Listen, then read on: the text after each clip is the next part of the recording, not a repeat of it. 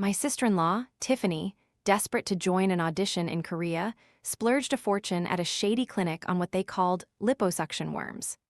She used to eat like there was no tomorrow. But then, a single injection of these worms supposedly melted dozens of pounds off her every day.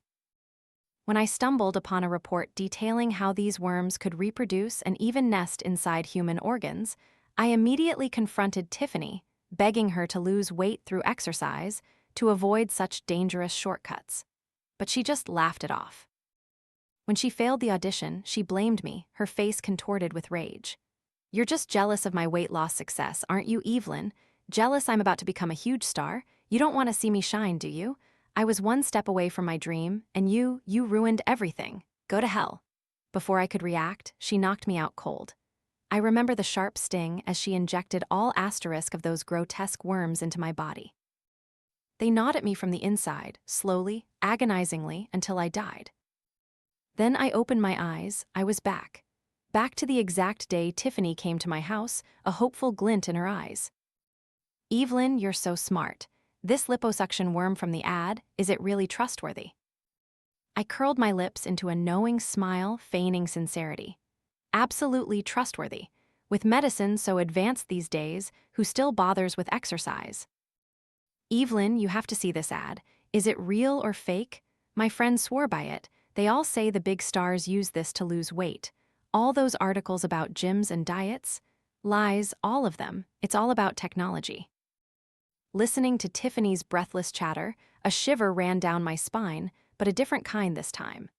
The searing pain, the stench of decay, the sickening smell of vomit that had clung to me in my past life, it was all gone.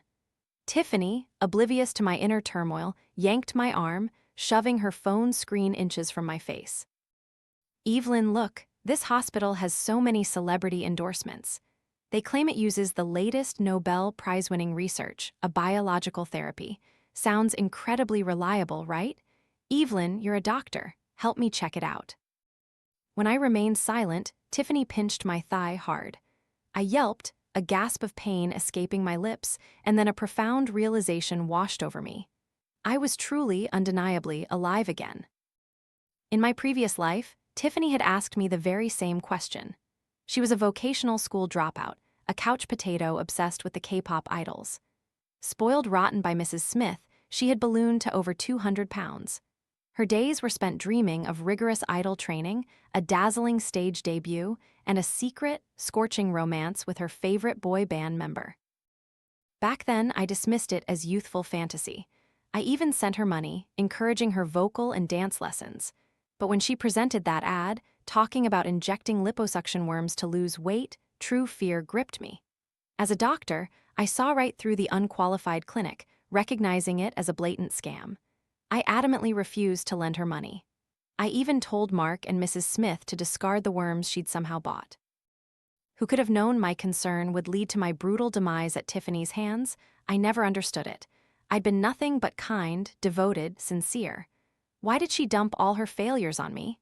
Now I see it clearly. Tiffany was a spoiled brat, consumed by a chilling vindictiveness. A slow, deliberate smile touched my lips. "Evelyn, why are you staring into space? Talk to me." Tiffany tried to pinch me again, but I swiftly dodged. Just as her face began to contort in anger, I seized her hand, my voice brimming with manufactured excitement. "I've heard my colleagues rave about these liposuction worms for ages, but I could never find a reputable clinic. Where did you find this? Send me the link, I need to see it." Tiffany was stunned by my sudden enthusiasm. She quickly hid her phone behind her back, mumbling, "Evelyn, even your hospital knows about this. I thought you were too old to understand anything. If you say so, then I'm relieved. But why do you need to lose weight? You're already married to my brother. Are you still thinking about other men? Isn't that indecent, an affair?" "What nonsense are you spouting, child?" Mark, my husband, appeared, his face flushed with anger. Tiffany, however, puffed out her chest, jumping with delight, and skipped away. I watched her retreating figure, a faint, chilling smile playing on my lips. If she wants to dance with death, I won't stop her. In fact, I'll give her a little push. I know the true power of those liposuction worms all too well. I can barely wait to see her successful transformation, just like before. The very next day, Tiffany raced to the clinic. My confirmation had given her immense confidence. No more sneaking around, she gleefully posted on social media, documenting her beauty journey. Today, I must work even harder on my figure. The accompanying photo was heavily filtered, turning a dull gym into a pristine, glowing space. Exercise equipment stood in the background. Clearly, she just borrowed the gym downstairs for a selfie. Tiffany hadn't always been heavy. After graduation, she was 53 and around 130 pounds. I'd urged her to exercise, but she always opted for starvation diets, pushing herself to the brink before binging on 7 or 8 takeout meals. As her idol obsession grew, her idea of beauty warped.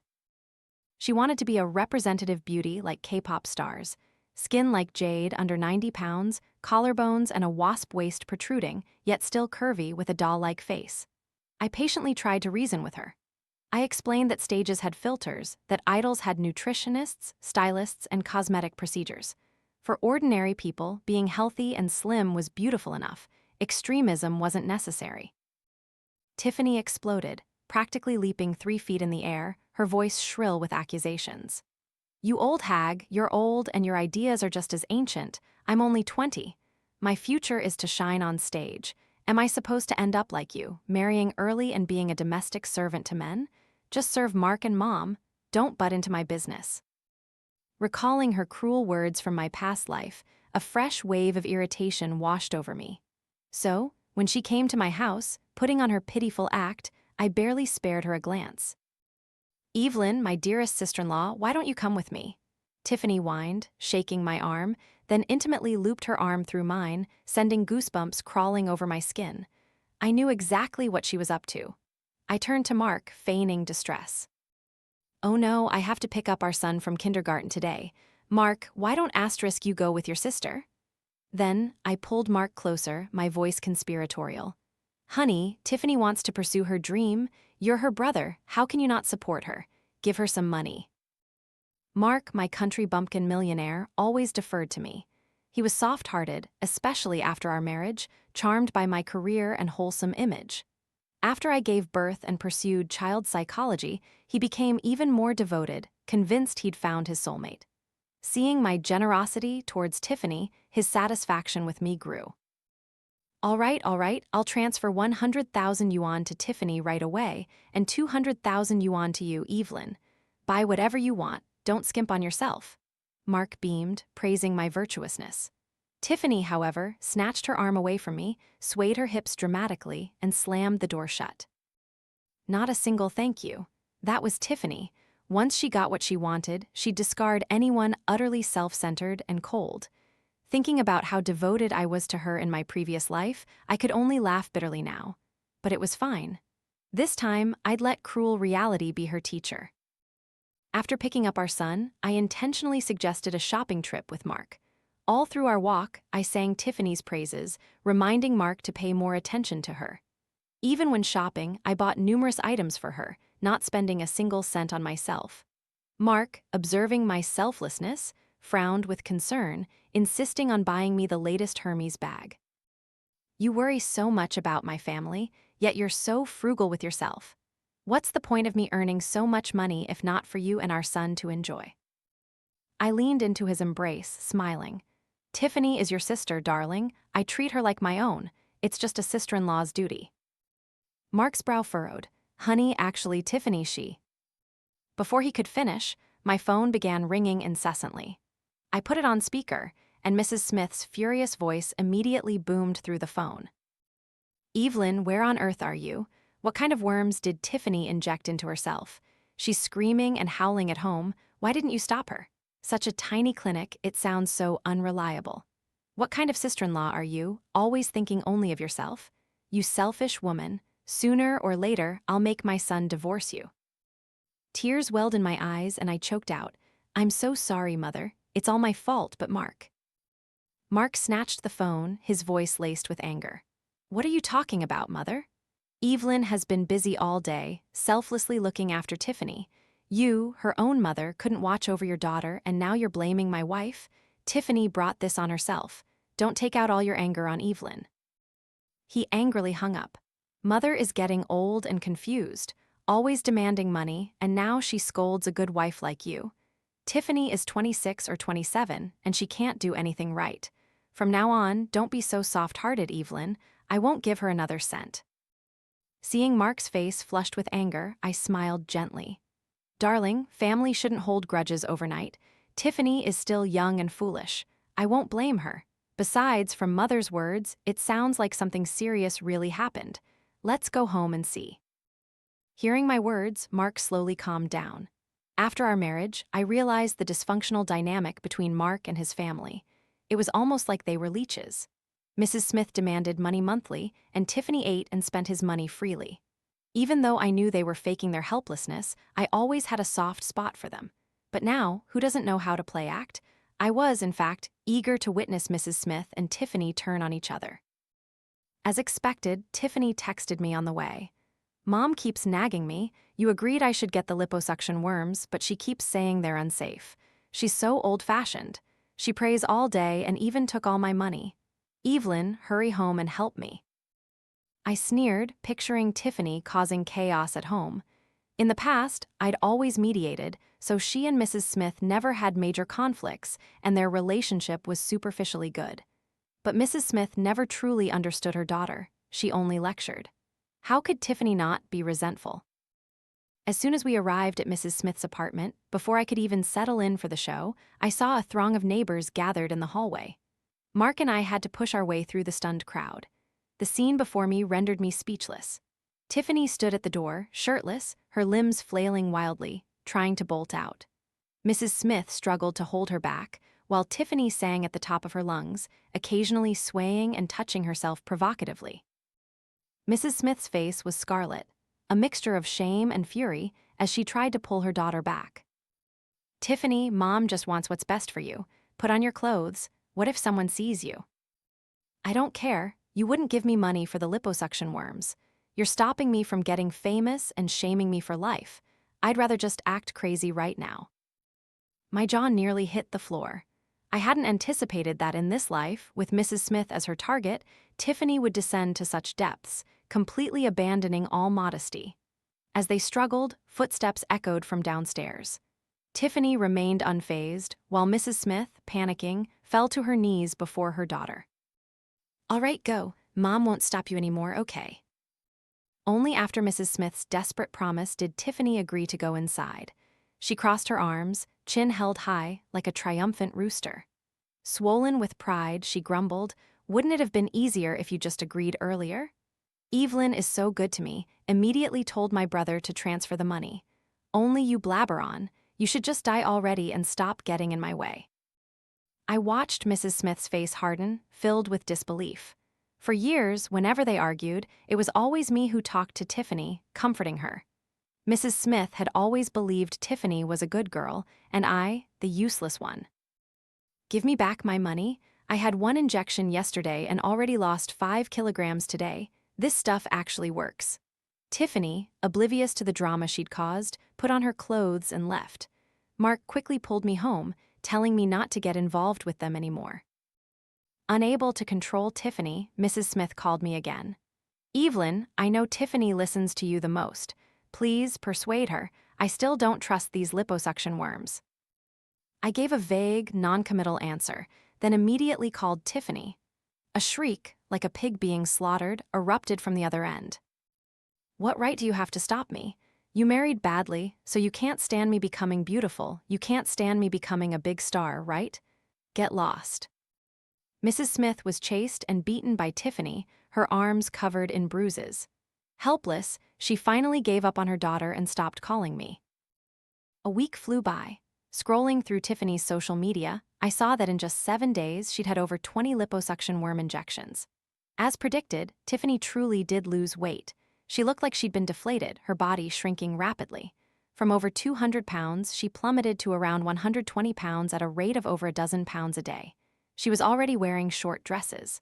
Her rapid weight loss worried Mrs. Smith, but Tiffany was ecstatic. She still ate excessively, yet continued to shed pounds, driving her to abuse the liposuction worms even more. From visiting the clinic every few days, she was now injecting herself daily. She began to boast online about her easy-to-lose-weight physique, claiming she even got thin drinking water. Today, I devoured 2 family-sized KFC meals, but I still lost 5 kg. I eat every day and just can't get fat. What am I supposed to do? So annoying, everyone. Where can I buy XXS size pants? XS clothes are seriously too big now. Only fat little pigs can wear them. She relentlessly flaunted her shrinking body to everyone, even video calling me. Evelyn, these liposuction worms are incredible. Now, I not only lose weight painlessly, but my skin is whiter and my chest is even bigger. It's a miracle. I've already signed up for next month's audition.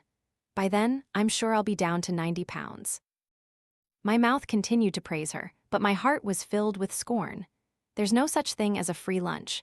Such a simple truth, yet my sister-in-law utterly failed to grasp it. Her drastic weight loss was a grim sign. The liposuction worms in her body were thriving, feasting. Her pale complexion was because her flesh and blood were being consumed, turned into a banquet for the parasites.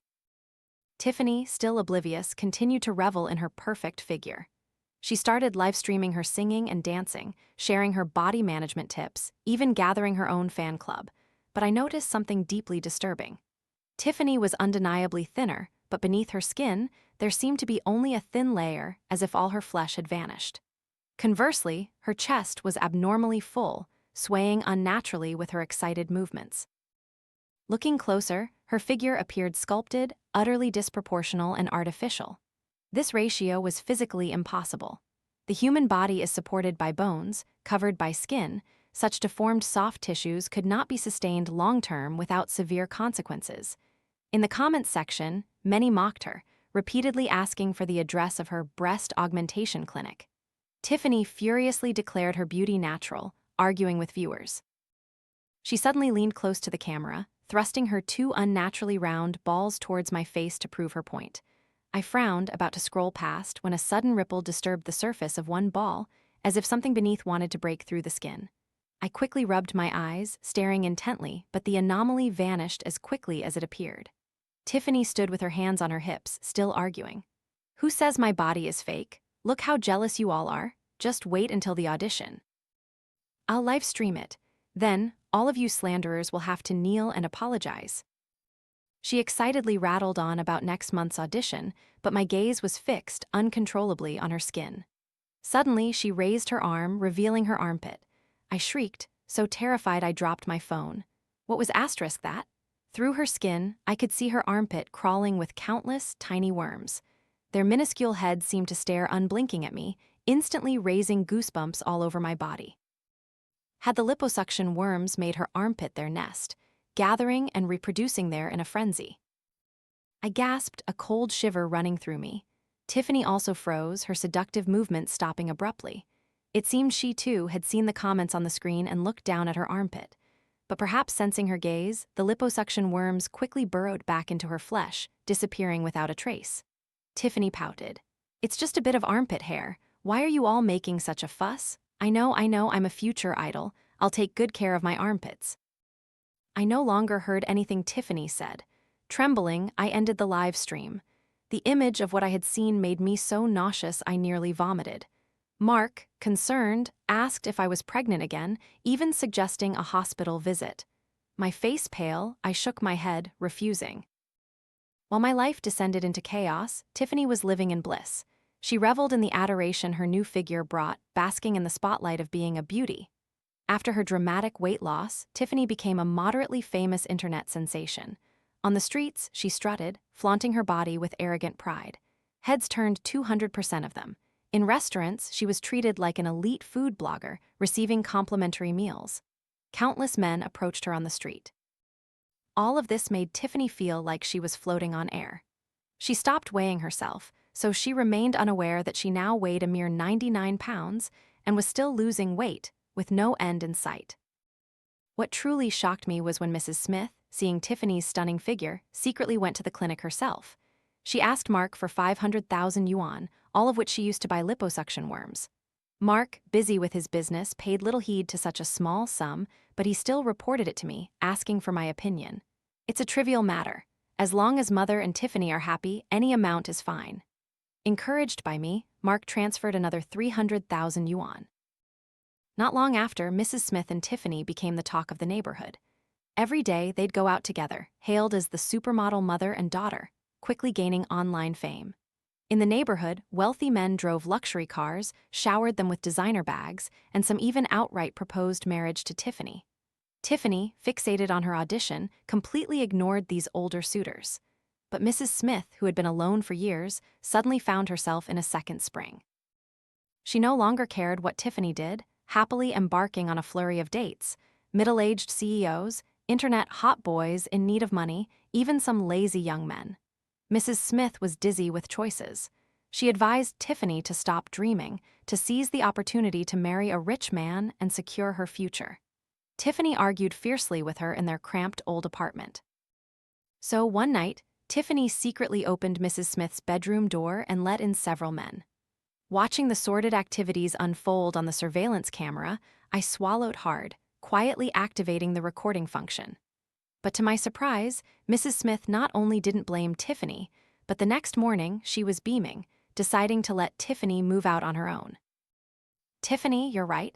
Women must bravely pursue their dreams. Mom feels like she's reliving her youth."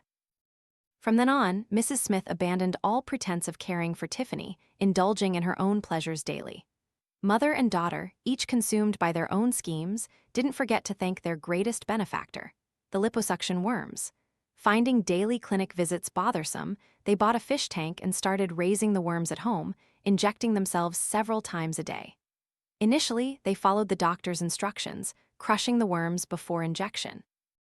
But soon, they were directly loading whole worms into syringes, using the largest needles, piercing their arms without sterilization or even bothering to find a vein, injecting directly into their flesh. They had been utterly brainwashed by the rapid weight loss and effortless beauty, lost in the doctor's praises. I turned off the surveillance camera, feigning ignorance. Using the excuse that our son needed a better educational environment before starting school, I suggested to Mark that we move to a bigger city. Mark, without a moment's hesitation, bought a villa and put it in my name. He called Mrs. Smith and Tiffany, but neither answered. So, before moving, we paid Mrs. Smith's house a visit. As soon as we stepped downstairs, Mark frowned, handing me a mask. "What kind of building management is this? Whose house is dumping trash without cleaning it up? This horrific stench is so overwhelming that even with a mask, I can smell the pungent sourness." The closer we got to Mrs. Smith's apartment, the more overpowering the smell became. Before we could even reach the 6th floor, neighbors intercepted us. "You two are the son and daughter-in-law from the 6th floor, right?" Mark, still confused, nodded blankly. "I'm not trying to be rude, but your mother and sister are truly awful. Before, she used to bring all sorts of men home, screaming and shouting every day. Everyone in the surrounding buildings heard it. It was so embarrassing. It's been quiet for a while now, but what about this? A foul, rancid smell is wafting from the 6th floor, worse than the seafood market. We knocked on the door, but no one answered. As their children, you need to deal with this. It's absolutely disgusting." I quickly nodded, apologizing profusely. Mark mumbled, "This is strange," and hurried towards the apartment. As he pushed the door open, a gust of putrid air assailed his face, forcing him to stumble back. Standing behind him, I was choked, my eyes tearing up, my vision blurring. When I finally managed to open my eyes, I saw Mark's face, pale and agape. The keys in his hand clattered to the floor. Following his horrified gaze, I, too, let out a piercing scream. Mrs. Smith was crawling on the living room floor in a bizarre, contorted posture, her limbs twisted. She moved slowly, like a mollusk, her entire body slick with wet mucus, her neck occasionally twisting with a sickening creak. When she turned her head, I finally saw her face clearly. Her cheekbones jutted out sharply, her skin was dark and jaundiced, her eyes devoid of human life, like two hollowed-out black pits. Even seeing us, she showed no reaction, only continuing her aimless crawl. Following her path, I looked deeper into the apartment and immediately felt my breath catch. The living room floor was strewn with piles of black, rotting flesh, like a small, charred mountain. Black and reddish bodily fluids seeped everywhere, flies buzzed chaotically. The gruesome scene was enough to make anyone vomit. I couldn't hold it in and rushed outside, retching violently. Meanwhile, Mrs. Smith, seemingly devoid of consciousness, crawled to the pile of decaying meat, tearing off pieces with her hands and stuffing them into her mouth. Mark, horrified, collapsed to the floor, stammering, "Mother." Before we could fully recover, Tiffany ascended from downstairs. Seeing us, she looked mildly surprised. "Mark, Evelyn, why are you blocking the doorway? My audition is tomorrow. I came to have dinner with Mom today. Come in, everyone." Tiffany was now so emaciated she was little more than skin and bones. She held a powder compact, touching up her hair, utterly oblivious to the horror around her, and seemingly immune to the horrific stench. In her current state, she resembled a stick with 2 hot water bottles suspended from it. I was momentarily speechless, only able to bury my face in Mark's chest. If Mrs. Smith resembled a demented creature, Tiffany now looked exactly like a monster. Her slender waist had begun to retract, her exposed abdominal skin a dark brown. Her body seemed to have lost all its internal organs, with only a loose layer of skin clinging to her frame. Her chest was grotesquely swollen, and eerily, I could hear liquid sloshing inside with every movement. She seemed drained of all life, leaving only flimsy, sagging skin, her face aged decades, like a walking corpse. Mark frowned, pulling me behind him, and sternly confronted Tiffany. "Mother is in this state. Why did you move out?" Tiffany rolled her eyes. "This area is small and old. I practice singing and dancing, and the neighbors complain. Of course, I had to move out. When I become an idol, I'll even go to Korea. Mom is so old-fashioned, I don't even want to see her. All right, don't stand around here like idiots. I need to practice after I eat." With that, Tiffany tried to enter the house, but quickly covered her nose and ran back out. "Why is Mom so confused? And she's making a mess everywhere. It's disgusting. She killed all the liposuction worms I was raising. I can't even stay in the house for a moment. So useless." In Tiffany's eyes, there was no trace of pity, only annoyance and disgust. She spoke 2 sentences, then had to pause for breath, pushing us aside and staggering away. "You too, hurry and take Mom to a nursing home. Don't let me debut and then get exposed for having a disabled mother. How embarrassing." As Tiffany said this, she swayed and left. Beneath her thin skin, countless tiny creatures seemed to be poking their heads out, looking around. The putrid smell emanating from her was identical to the smell on Mrs. Smith. After the doctor's examination, it was confirmed Tiffany's body was infested. The liposuction worms had found her an ideal breeding ground. Injected into her, they fed and reproduced, secreting a neurotoxin that paralyzed her, causing her to lose consciousness. Larvae hatched continuously, consuming her body fat. Once the fat was gone, they gnawed at her flesh, blood, and internal organs, finally reaching her skin. When Mark and I arrived at the scene, the doctor merely shook his head, helpless. Medical staff had attempted to take Tiffany for treatment, but she refused to cooperate. "I was born to be on stage. What right do you have to stop me?" Tiffany struggled, flipping the stretcher and crashing to the ground. Her already fragile body completely gave way, collapsing into a slimy, wriggling mess. Liposuction worms streamed out of her body, mixing with blood, spreading rapidly everywhere. The plump worms, with their grotesque, wiggling antennae, seemed to be searching for a new host. Tiffany, in a frenzy, scooped up the worms with her hands and stuffed them into her mouth, mumbling between bites, "This is my weight loss medicine. Don't run away, come back here." Mark, witnessing this horror, froze in place. Many at the scene couldn't bear it and vomited violently. The doctor shrieked and fled. "Monster! Monster!" The figure before us collapsed. I, however, stood with my arms coldly crossed, watching it all unfold. This was her retribution. Mark and I, with heavy hearts, received the body. The cause of death was determined to be an excessive number of liposuction worms, which had devoured all her internal organs. I gently comforted Mark. "Let me choose a beautiful grave for Tiffany, darling." Mark, utterly exhausted, entrusted all household matters to me. I chose a grave for her in an extremely sunny location, bathed in sunlight all day. The geomancer said that this way, she would never be reincarnated. I told Mark, I hope in her next life she will be wiser. After handling everything, I visited Mrs. Smith at the hospital. She remained in the biochemical isolation ward. Her body was severely fibrotic. She would likely never regain consciousness. Stepping out of the hospital, I was surprised to see a large crowd outside, but they weren't there for Tiffany or Mrs. Smith. Instead, an advertising vehicle was parked by the entrance. Breakthrough in the latest biotechnology. Just one injection, a small white tube, easily maintain your figure for life. Promotional price only 9,988 yuan. Buy once, use for life.